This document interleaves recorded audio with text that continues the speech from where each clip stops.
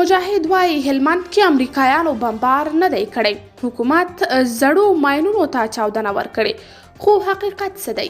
هم دې ویډیو کې وګورئ او چینل سبسکرایب کړئ. د سرپرست حکومت ویان ذبیح الله مجاهد په هلمند کې د امریکایي ځواکونو هوایي برید ردوي او وایي چې هلته زاړه ماینونه په یوه دښته کې د دوی لخوا له منځه وړل شوي دي. تر دې مخکې د ماډرن ډیپلوماسۍ په نوم یوې بهرنۍ نشریې خبر خپور کړی و چې امریکا هلمند کې د وسلو پر یوې ډیپو هوایي برید کړی دی.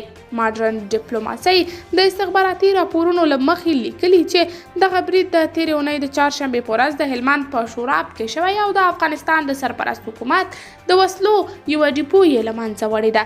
ځینو نورو رسنیو هم د ماډرن ډیپلوماسۍ په حواله دغه راپور خپور کړی دی. خو د افغانستان د سرپرست حکومت ویان ذبیح الله مجاهد نن د شپې ناوخته په ټویټر کې لیکلي په هلمند کې مجاهدینو زاړه ښخ شوي ماینونه راټول کړي او له شوراب سره په نږدې سیمه کې په یوه دښته کې له منځه وړي دي. هغه زیاته کړې نور هلته کومه بله پیښه نه ده شوې او نه هم کوم هوایي برید شوی. په دې تړاو د ځینو رسنیو تبلیغات حقیقت نه لري. دغه راز د هلمند د اطلاعاتو او کلتور ریاست وایي یو شمېر مغرضو رسنیو خبر خپور کړی چې امریکایانو په هلمند کې هوایي برید کړی. دلته په ټول هلمند کې الحمدلله تر بشپړې فتحې وروسته هیڅ هوایي برید نه دی شوی. بالکل مطمئن اوسئ.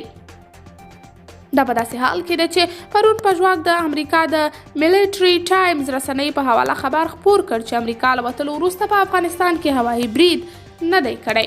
قدرمنو لیدونکو، تاسې د دې موضوع په هکله څه نظر لرئ؟ نظریات راسره کمنټ کې شریک، ویډیو لایک او چینل هم درسره سبسکرایب کړئ.